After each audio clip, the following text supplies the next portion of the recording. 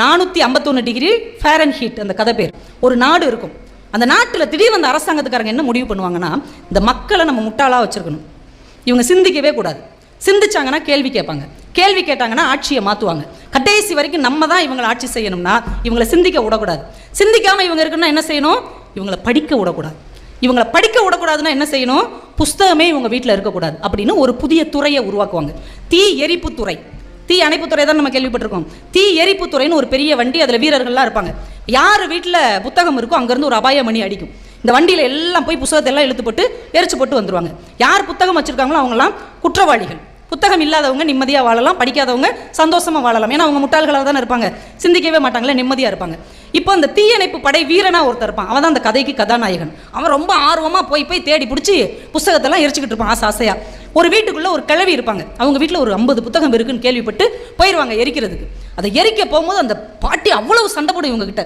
புத்தகங்கள் தான்ப்பா வரலாறு, அது இல்லைன்னா நம்ம எப்படி வாழ்ந்தோன்னே தெரியாது, புத்தகத்தை எரிக்காதீங்க எரிக்காதீங்கன்னு காலில் கையிலையுமா விழும் போ அப்படின்னு அந்த பாட்டியை தள்ளி விட்டுட்டு எரிப்பாங்க பாருங்க. அந்த நெருப்பில் விழுந்து அந்த பாட்டி இறந்து போயிடும்.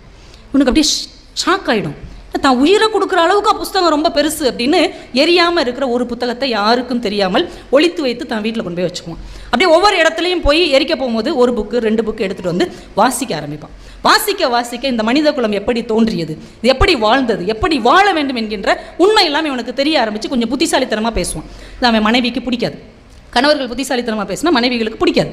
உடனே அந்த அம்மா போட்டு கொடுத்துரும், இந்த ஆள் புத்தகத்தை வச்சிருக்காங்க அதனால தான் புத்திசாலித்தனமாக பேசுகிறான்னு போட்டு கொடுத்த உடனே இவனை பிடிக்கிறதுக்கு காவல்துறை வரும். தப்பிச்சு காட்டுக்குள்ளே ஓடிடுவான்.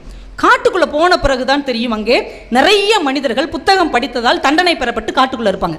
பார்த்தா அவங்களே நடமாடும் புத்தகங்களாக மாறிடுவாங்க. புத்தகத்தை தானே எரிப்பேன் நான், இந்த புத்தகத்தை எரிப்பதற்கு முன்னாடி ஃபுல்லாக மனப்பாடம் பண்ணிட்டேன்னா அப்படி ஒவ்வொருத்தரும் ஒரு புத்தகமாக இருப்பான். பொன்னியின் செல்வன் இந்த போயிட்டு இருக்கான் பாரு, இவன் தான். அவனை கூப்பிட்டா அம்புட்டையும் அழகாக சொல்லுவான். கார்ல் மார்க்ஸ் வேணுமா, இந்த இவன் தான் கார்ல் மார்க்ஸ், இவன் தான் திருக்குறள் 1330 பொருளோட சொல்லுவான். இப்படி ஒவ்வொரு மனிதனும் ஒரு நடமாடும் புத்தகமாக இருப்பார்கள். இவன் கிட்டத்தட்ட 50 புத்தகம் படித்ததுனால 50 புத்தகத்தின் உரிமையாளனாக இவன் அந்த மண்ணில் இருப்பான்.